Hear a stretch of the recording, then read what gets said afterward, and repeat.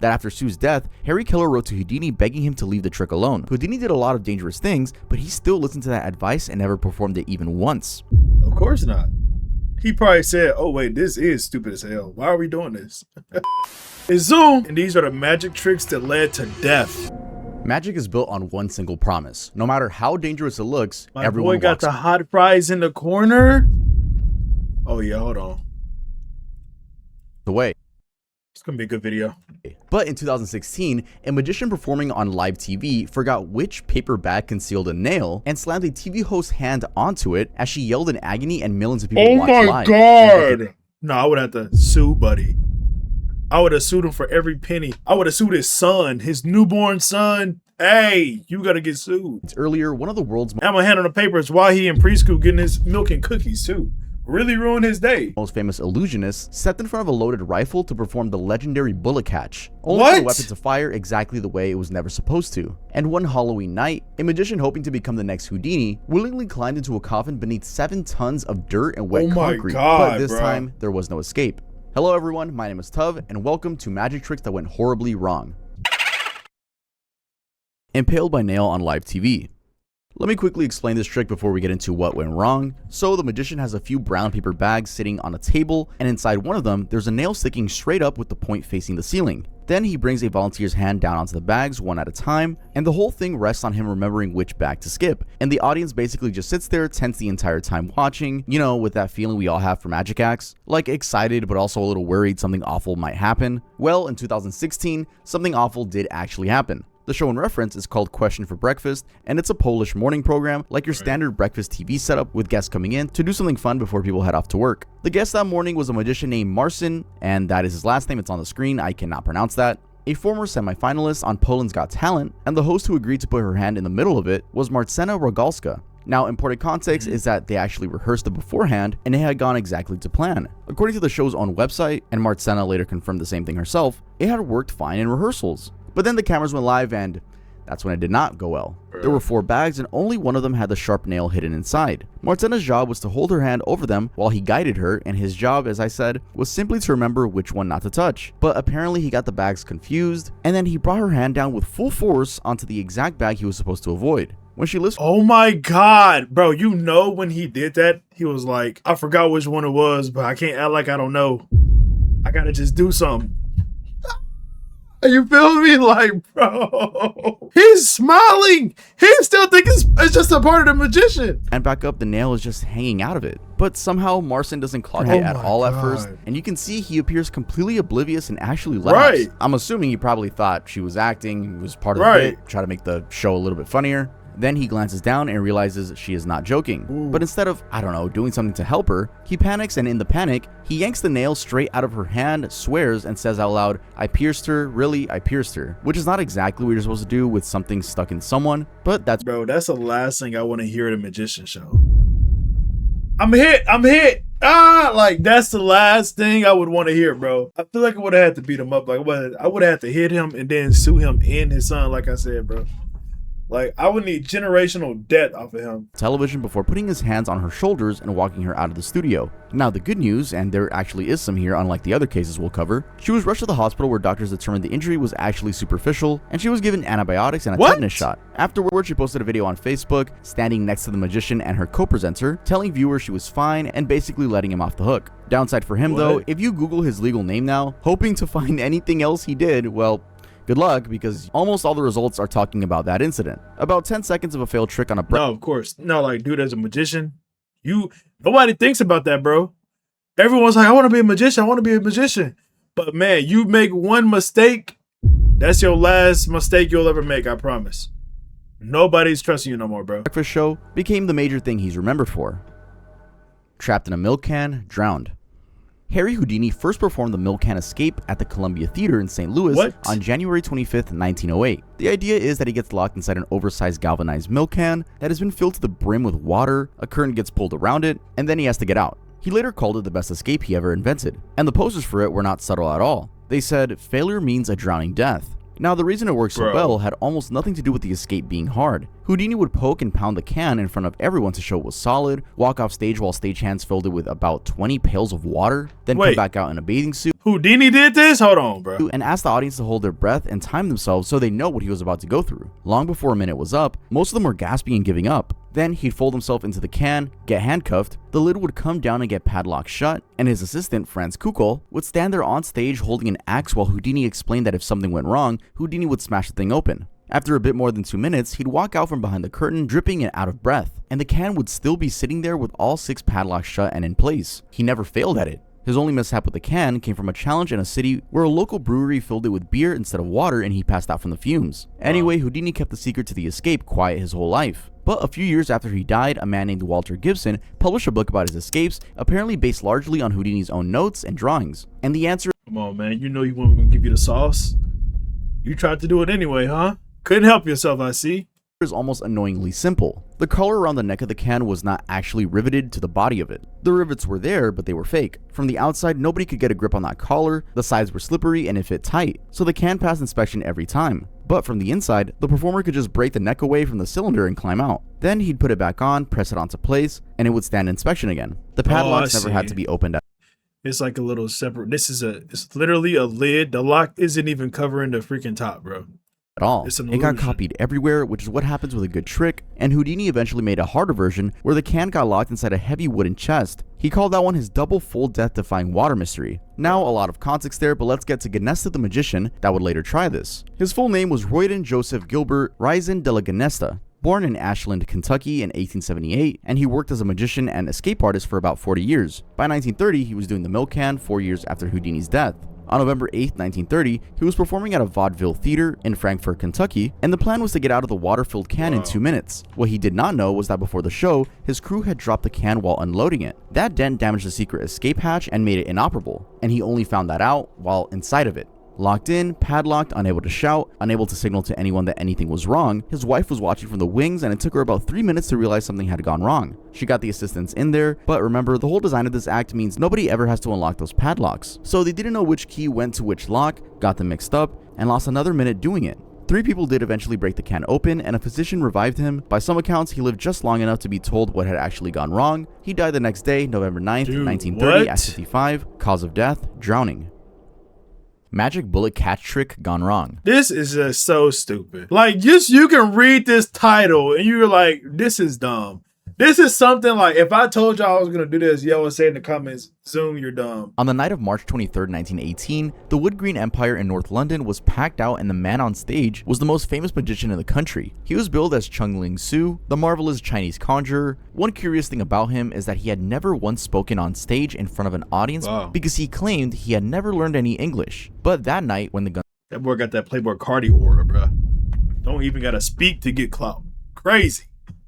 Went off and he hit the floor, the first words the British public ever heard out of his mouth were, "Oh my god, something's happened, lower the curtain." And yes, in perfect English, it was because Chung Ling Soo was actually a man named William Ellsworth Robinson, born in Westchester County, New York in 1861, and both of his parents were of Scottish descent. He'd spent years on the American vaudeville circuit, going nowhere as Robinson the Man of Mystery, and in 1900 he heard an agent was looking for a Chinese magician to perform at the Folies Bergère in Paris. So he took the job and built an entire act copied off a real Chinese magician named Xing Ling Fu, right down to a version of the man's name. But even so, it worked because as Chung Ling Soo, he became one of the highest paid performers on the circuit. What? So you mean to tell me this man just started LARPing as another race and got away with it? And exceeded at it? Nah, bro. What? And the one that actually killed him was called Condemned to Death by the Boxers. Audience members would come up and mark a bullet, the assistants would load it, aim it at him point blank, and he'd catch it out of the air and drop it onto a plate, sometimes catching it with his teeth. What actually happened is he palmed the bullets during the examination, and the muzzle-loaded guns were rigged so the powder charge fired in a chamber underneath the barrel, and the bullet never left the gun. He barely ever performed it, and it wasn't advertised on his bills because he knew the value of holding something back, partly because the bullet catch was already infamous by then. It actually went as far back as the early 1600s, and it had been killing people the whole time. Bro, look at this. Bro, you know what I'm saying? I don't mean to talk about you bad, but at what point do we say to ourselves, this is a dumbass idea, bro? You feel me?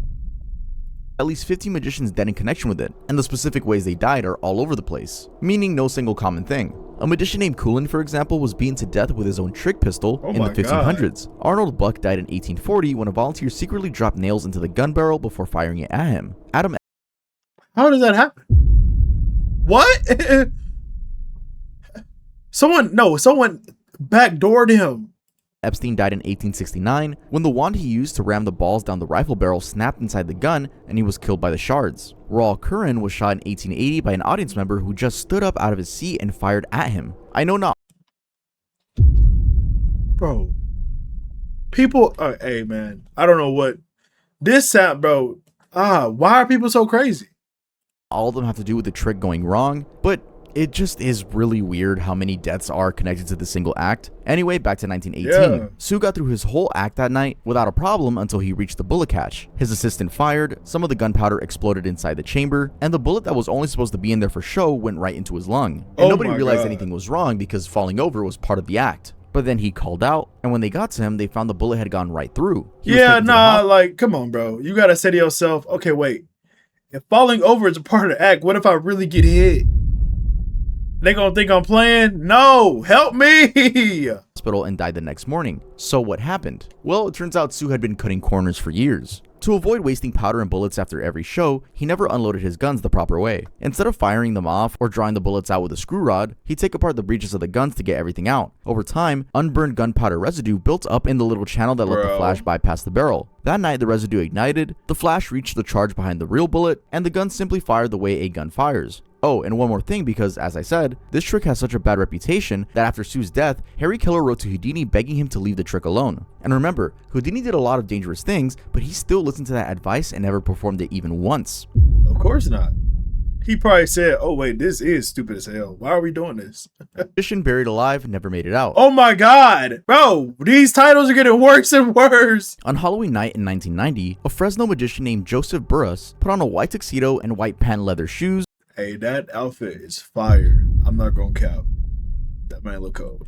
Took a white limousine to an amusement park and had himself buried alive. I know it's insane hearing that out loud, and we'll get into that, but first, a little more context of who this man was. Mostly known as Joe, he was a 32-year-old magician when this happened. He was born in Fresno in 1958, went to Central High School, and before magic he'd spent years working as a tree trimmer until he decided he'd gotten too old for it. He started out doing linking rings and floating wands, standard close-up stuff, but that didn't hold him for long. He had this burning desire to become famous, and he knew, like, I'm not finna go pay you I'm not finna go pay you to see this shit.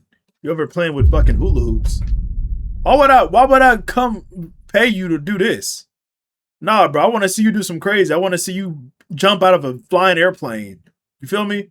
Knew Houdini did crazy stunts, so Joe figured he had to do something people would actually turn up to watch. Exactly. His own words before the stunt were, "I consider myself a master of illusion and an escape artist. I believe I'm the next Houdini and greater." The buried alive stunt was his signature. Handcuffed, chained, locked inside a clear coffin, then covered with 5 feet of dirt. Wow. He practiced it over and over in front of his neighbor and would talk about it with random people at job sites. He drove the coffin around Fresno on a truck with placards advertising the amazing Joe. So the trick was working, so why change it at all? That's the question we ask ourselves after what happened that Halloween. For this particular show, instead of just dirt, he was going to be buried under dirt and wet cement.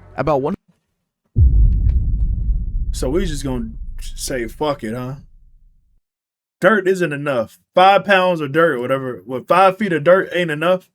Let's add some wet cement too. Why not? You feel me? Like, let's go out. Like, man, think about how crazy he was probably in his head, so hyped up. Like, bro, I'm not gonna lie. 150 people showed up. He did some magic first. Then at around 9:30, he was cuffed, chained, and locked in the plastic.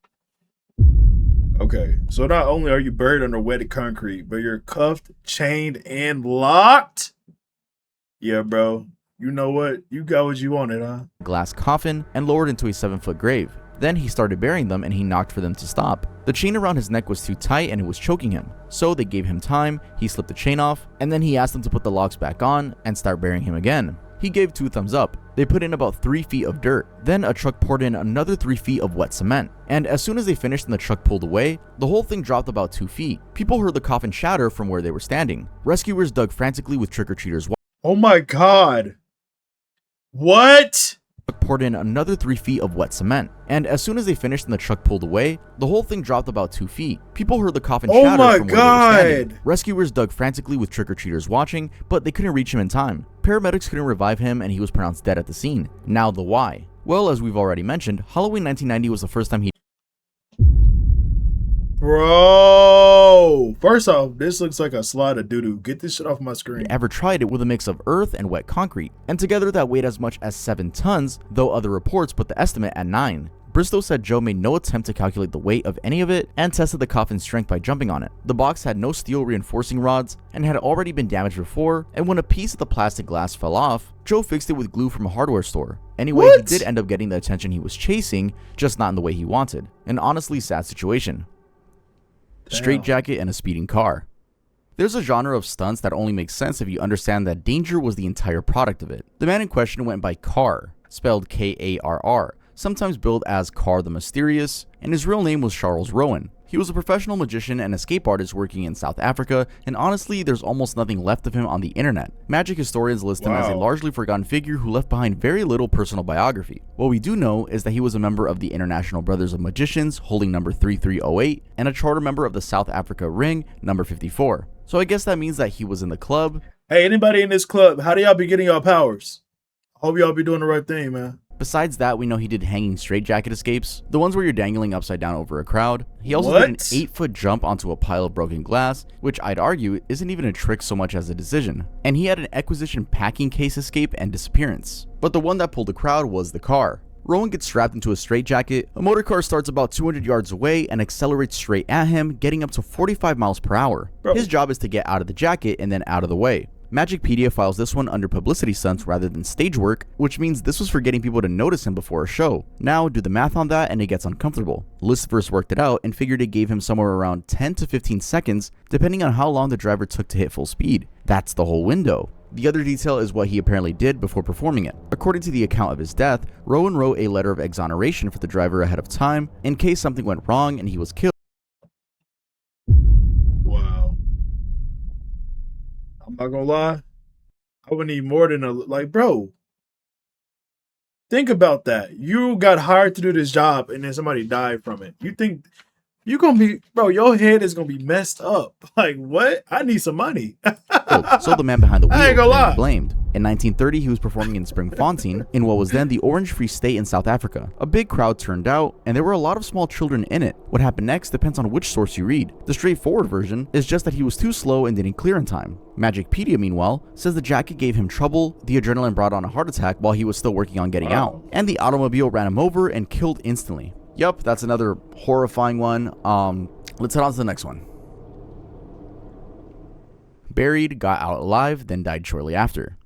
This next case has 2 versions of the story. I want to start with the one that gets repeated everywhere, and then we get to the parts where those 2 versions do not match at all. So the man is Benjamin Rucker, who performed that Black Herman, and he was the most prominent African-American magician of his time. Okay, let's see what you got, bro. Born in Amherst, Virginia, though even his birth year is contested, with some sources saying 1892 and the magician's record saying June 6, 1889. That's partly his own doing because he told audiences all kinds of invented backstories. He claimed at various points that he'd been born into a Zulu tribe and raised in the jungles of Africa. He learned the trade from a performer called Prince Herman, and the two of them ran a combined magic and patent medicine act selling a secret African remedy that was, by later accounts, mostly alcohol. Yeah. He ran a play on y'all. That man ran up a bag. With some spices thrown in. When Prince Herman died in 1909, Rucker took the name Black Herman in his honor and dropped the medicine side of it. Eventually, he made Harlem his base. Jim Crow was in effect, which meant he could play to racially mixed audiences up north, but his crowds in the south were kept primarily black by segregation law, often under his own tent show. His act had the Oscar levitation, rabbit productions, escaping from knots tied by people in the audience, but the thing that made him stand out was the burial. And how did he run that, you ask? Well, days before a show, he'd sell tickets and invite the public out to watch his lifeless body get placed. I ain't gonna lie, imagine like being white in that time period and seeing a black magician. What would like go through your head? Like, would you automatically think this dude is evil? like just because off of what you've been, exposed to so far. You see a black man, that sounds crazy. Like, in a coffin and buried near the venue. Someone from the crowd would be asked to check him for a The plot had a name, crazy. Black Herman's Private As long Graveyard. as it ain't Then evil, 3 days later, you know what I'm he'd be saying? exhumed, revived in front of everyone, and he'd get up and walk the crowd to the theater where he performed the rest of his show. 3 days in the ground and then a resurrection, which is not a subtle reference, and he leaned into it. He claimed to be immortal and a direct descendant of Moses. Anyway, in April of 1934, that is a crazy claim. Holy shit. Okay, yeah. You know what, bro? I think I'll pass today on your information, but Louisville, Kentucky, he died at 44. Okay, that's where the two versions of the story split. The popular story says he collapsed on stage mid-performance from a heart attack. Some reports attributed it to a heart attack, while others used the old euphemism, acute indigestion. Bro, why is his damn forearms like that? Shit, he might be a descendant of Moses, bro. My bad. But press reports and his own death certificate say he died at a boarding house where he and his troop were staying. Magicpedia even says he didn't collapse on stage. So no, there's nothing tying his death to the burial stunt, but the aftermath is the most Black Herman thing about the whole story. People simply would not accept that he was dead. I mean, he'd built a decade-plus career on being buried and coming back, and he told them he was immortal. So a lot of them stood around waiting for the next part. So many wanted to see his body that the city insisted his remains be moved to the railway station. His assistant, Washington Reeves, saw the opportunity and charged admission at the funeral home to view the corpse. Several thousand people paid it, and some of them poked him with a pin to check whether he was really gone. Oh my God! First off, if I ever die, y'all poke me with a pin, I'm coming to hunt you. I promise I'm gonna come back and come hunt you. Ooh-wee. Gut punches that killed Harry Houdini. Wow. Okay, so far we've mentioned the Grandmaster of Illusion, Harry Houdini, a couple of times. So I think it's about time we give him his own spotlight in this video. Let me take you back to the time things began going sideways for him. It's October 1926, Houdini is 52 and on tour. Bro has a pecker. Bro, what? And the tour is going badly before any of this starts. His wife Bess had come down with food poisoning, and he'd broken a bone in his ankle performing a difficult trick, and he was just working through the pain like he always did. On the morning of October 22nd, some students came by his dressing room at the Princess Theater, and one of them wanted to sketch him. Houdini was lying on a divan because of the ankle, posing for the drawing, and a student named J. Jordan Whitehead asked whether it was true that he could take any blow to the stomach and whether he could try it. Houdini nodded yes. What came next was 4 or 5 terribly forcible, well-directed blows to the abdomen. The truth is that the stunt was doable, but he was reclining, so he never got the chance to stand up and tense his muscles the way he would do it. So he stopped Whitehead and told him he didn't have time to prepare. Then, probably against his better judgment, he performed that night anyway in pain. 4 more shows in Montreal, then on to Detroit, where he did what turned out to be his last show. In addition to the pain from the blows, a doctor had already diagnosed acute appendicitis and told him he needed surgery immediately, and Houdini went and did the show anyway. He was running a fever of 104 and passing out during it, got revived, and kept going. Then to the hospital where the surgeon opened him up and found the appendix had already burst, spilling bacterial pus into the abdominal cavity. In other words, peritonitis. In the day... Yeah. I mean, if somebody told you, go get surgery now, and you do 2 more stunts, I mean, that's on you, bro. I don't know. Days before antibiotics, that was more or less a death sentence. He died the afternoon of October 31st. Now the part everybody gets wrong. The punch almost certainly did not cause the appendicitis. In fact, appendicitis is caused by bacterial infection, and a surgeon's review of Houdini's case actually said that no causal link has been found between trauma and appendicitis, and the 2 events happening days apart has to be seen as a coincidence. It was just all appendicitis symptoms, fever and pain low on the right side of the abdomen. The signs were so clear that they didn't even factor in the punch from 3 days earlier. But in 1926, traumatic appendicitis was a widely accepted diagnosis, and his doctors firmly believed that the blows had done it. The best modern reading is somewhere in between. The Houdini historians phrase it as the blows either starting, contributing to, or covering up the appendicitis, and there's a decent argument that the pain from the punch masked the pain from his appendix and cost him days he didn't have. Anyway, the piece I almost never see mentioned is that Houdini had life insurance with an accident clause, and it meant Bess would receive a double payout if he died as a result of an accident while performing a stunt. Getting punched in the stomach to demonstrate his strength could arguably count as that. It's Houdini. You didn't kill him. Nope, that man got a bag and dipped. Oh my God, bro. Appendicitis, which is just a disease, obviously could not. Bess fought the insurance company to have the dressing room incident recorded as the cause of death, and the company was eventually forced to pay her the double indemnity. So there was real money riding on the punch being the answer, which is worth keeping in mind when you look at how hard that version got pushed. Honestly, a very sad ending for the best illusionist of his time. The moth and the flame magic trick backfired. Looking back, a lot of these stories are about a trick that failed. So here's something new. What about a trick that was never performed? The man's name was John Miller, born in Helsingborg, Sweden, and he came to America with his family in 1868. He got into magic young enough that he was billed as the boy magician during his youth, and as an adult, he toured the world under the stage name Balabrega, doing elaborate illusions. He was working his way up through the business in the late 1800s, and at one point shared an evening bill with Harry Houdini, which in that era was a pretty good sign of where you stood. Now the trick. It was called The Moth and the Flame. He bought it from a fellow performer, and the record points to Harry Rouclair, a New Jersey magician who invented a whole run of illusions, including the automobile mystery, the clown and bear, and the fight of Princess Iris. Funnily enough, Rouclair had also been billed the boy magician back in 1879, so the two of them had that in common. The trick looked like this: 6 assistants, all women, dressed as moths. They dance around a candle flame the way moths do, drawn toward it, and then appear to be consumed by the fire and vanish. It ran on pyrotechnics, and the whole effect depended on a working gas supply feeding those flames. The gas supply is the entire problem because in January of 1900, he took the act to Brazil. The kind of gas the illusion needed wasn't readily available in Latin America at the time, and the theater didn't have the equipment or the safety standards for it, so Balabrega improvised. He bought gas bags of acetylene, which had the advantage of being portable, meaning he could haul them to whatever stage he wanted and stop worrying about what any given venue could supply. The problem comes down to the fact that acetylene is incredibly flammable and unstable, and of course, yeah, that's all you have to say. Unflammable and unstable. Yet I'm gonna use this to do my life-risking experiments. Like, come on, bro. to the fact that he was carrying it around bags. While he was setting up for the show, one of the bags exploded. Balabrega and his assistant were killed on the spot, and it happened in front of the cast and crew who were there working alongside them. Really, the worst part of this is how ordinary the fatal decision was. It was a touring performer in a foreign country, standing in a theater that couldn't give him what his act required, deciding he'd make do, rather than cut the trick from the show. Magician blade swallowing gone wrong. The puzzle of this next one is that it was a trick said to have been performed by regular people rather than just professionals. So meet Vivian Hensley. He was a dentist in Lutwyche, a suburb of Brisbane in Queensland, Australia. He'd been practicing there for more than 14 years. He was born in Mackay, educated at Nudgee College, and he had enlisted with the 26th Battalion in 1914, served right through the war, and came out as a lieutenant. He was also, in the words of the local paper, a clever amateur entertainer, sleight of hand, the sort of thing you pull at a party. And he had this one bit called the sword swallowing act. He would palm a razor blade, pretend to toss it in his open mouth, and actually slip it up his coat sleeve while making a big show of chewing and swallowing hard. Then he'd pass his hand in front of his mouth and produce the blade back out of his sleeve like he'd coughed it up. Done right. Hey, it's crazy how bored we used to be as a society that we was doing shit like this for fun. Like, think about that, bro. Like, this man practiced this to entertain people. Like, wow, hey, y'all got it, bro.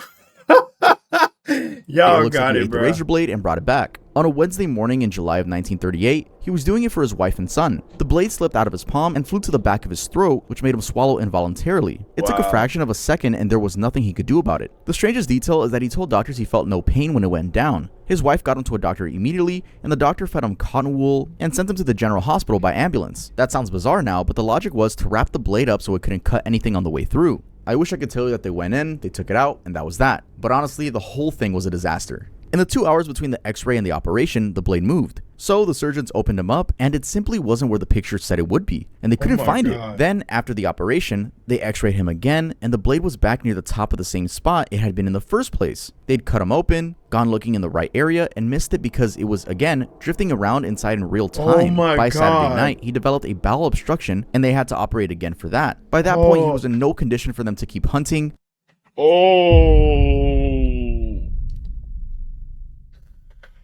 Oh, that is hard to hear. A bowel obstruction, bro? With a razor blade?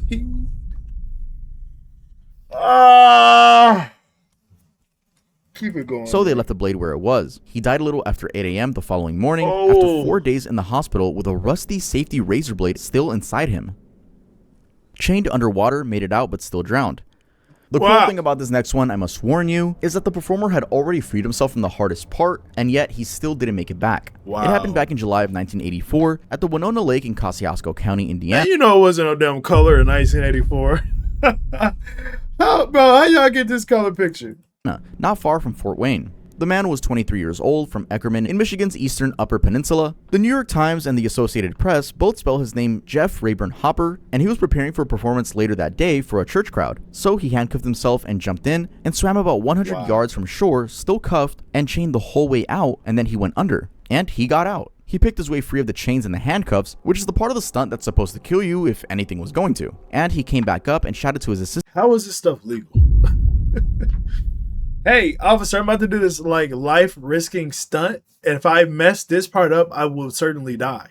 Like, and then officer, like, yeah, that's fine, bro. And then go back to eating his donuts or whatever. Sent for help. Then the wind took it from there, because it was blowing hard that morning and he couldn't swim back to shore, and that same wind meant nobody could get out to him either. If all of that sounds terrible, you won't want to hear the worst part, which is that he was just in 6 feet of water. He drowned in water barely deeper than he was tall. Forgot a real bullet in the barrel.